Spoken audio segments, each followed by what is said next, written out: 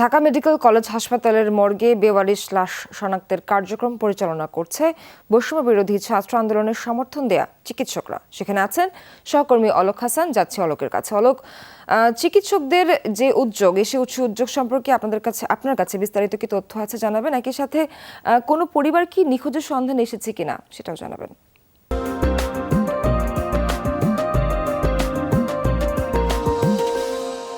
না স্যার, এখানে কোনো পরিবার নিখোঁজের সন্ধানে আসেনি বলেই হচ্ছে এই 42 লাশগুলোকে শনাক্ত করার জন্য এখানকার চিকিৎসকরা উদ্যোগ নিয়েছেন।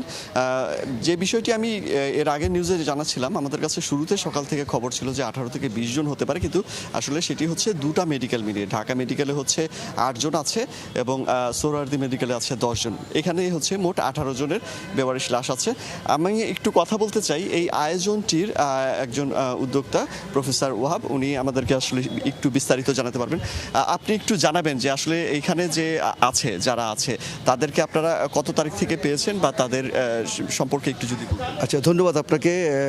আপনার মাধ্যমে দেশবাসীর উদ্দেশ্যে বলতে চাই যে আসলে এই জুলাই মাস থেকে শুরু করে অগস্টের 4 তারিখ পর্যন্ত যে সমস্ত ছাত্র জনতা মৃত্যুবরণ করেছে, পুলিশ অথবা অন্যান্য আইনশৃঙ্খলা বাহিনী এবং ছাত্রলীগ যুবলীগের কর্মীরা যেভাবে মেরেছে, তো তাদের মধ্যে অনেকেই আসলে চিকিৎসা নিতে এসে চিকিৎসা পায় নাই, অনেকে চিকিৎসা পেয়েছে।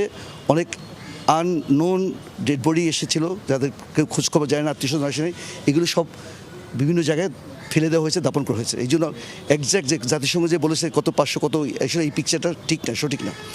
তো আমরা এখানে যখন জানলাম কয়েকদিন আগে, তখন আমরা চেষ্টা করছিলাম যে এইটা পরিচালক বা যা অথরিটি যারা আছে তাদের মাধ্যমে মানুষজন জানুক, কিন্তু যখন দেখলাম যে তারা অন্য কাজে ব্যস্ত বা এটা সম্ভব, তখন আমরা এই উদ্যোগটা নিলাম যে আমি একজন চিকিৎসক হিসেবে, সমাজের একজন বয়োজ্যেষ্ঠ নাগরিক হিসেবে আমার এটা দায়িত্বের মধ্যে পড়ে যে যার সন্তান এই স্বাধীনতার যুদ্ধে অংশগ্রহণ করার পর শহীদ হলো, তার লাশটা তার বাবার কাছে ফেরত দেওয়া, তার বোনের কাছে যাওয়া, এটা একটা জরুরি ব্যাপার। তখন আমি আপনাদেরকে কল করলাম যে আপনারা একটা নিউজ করেন যে এখানে এই লাশগুলো আছে, যারা এরকম আত্মীয়স্বজন আছে তারা আসুক, দেখুক, আইডেন্টিফাই। এখন আইডেন্টিফাই করার মতো পর্যায়ে আছে, কারণ যে হিমাগারে রাখা আছে। তো এইখানে যে রাখা আছে যে লাশগুলো, সেগুলো হচ্ছে বয়সটা আনুমানিক কিরকম হতে পারে আপনার কাছে? এটা মিডিল এজের, আপনার 30 থেকে শুরু করে 50 এই অ্যারাউন্ড আছে আর কি। সবগুলো আমি দেখতে পারি নাই, কারণ ভিতরে অনেক করতেছে। তো আমি 2, 3 আর 4 নম্বর করা আছে, এগুলো অ্যারাউন্ড 30-40 এরকম হবে আর কি। মানে এই বয়সের মতোই হচ্ছে বেশিরভাগ রয়েছে। তবে এই যাদের সন্তান হারিয়েছে, ভাই হারিয়েছে, তারা যদি আমাদের পরিচালক মহোদয় ব্রিগেডিয়ার জেনারেল আসাদ এর সাথে এখানে যোগাযোগ করে, অথবা সোহরাওয়ার্দীর পরিচয় হচ্ছে শফিক সাহেব, এদের সাথে যোগাযোগ করে আমরা আশা করি যে তাদের কিছু লাশ অন্তত তাদের হাতে দেওয়া যাবে, কেন এই লাশগুলো আলটিমেটলি গণকবর দেওয়া হবে। এখানে কোনো আইডি কার্ড বা অন্য রকম কোনো কিছু পাননি, পরিচয়পত্র কোনো কিছু থাকেনি, বা ফিঙ্গারপ্রিন্ট কি নেওয়া সম্ভব হয়েছে? বিষয়টা হচ্ছে আমি তো এইটার এই ঢাকা মেডিকেল অথরিটি না, আমি স্বেচ্ছায় ভলান্টিয়ার হিসেবে এসেছি যে এইগুলো যাতে যায়। তো ওনাদের সাথে ওদের তো এই লাশগুলো সব রেজিস্ট্রেশন আছে, যেগুলো রেজিস্টার করা হয় না, নাম তোলা হয় না, ওগুলো আগে গণকবর দিয়ে দেওয়া হয়েছে।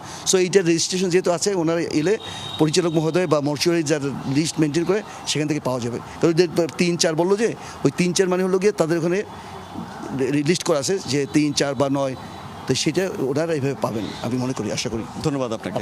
যেটুকু শুনতে পাচ্ছিলাম আমরা, জানাচ্ছিলেন প্রফেসর ওয়াহাব যে এখানে যারা আছেন তারা যদি আসেন এখানে বা সোহরাওয়ার্দী মেডিকেলে, সেক্ষেত্রে আসলে এসব 42 লাশ রয়েছে সেগুলো শনাক্ত করা সম্ভব। সোহার, অনেক ধন্যবাদ আপনাকে ঢাকা মেডিকেল থেকে যুক্ত হওয়ার জন্য।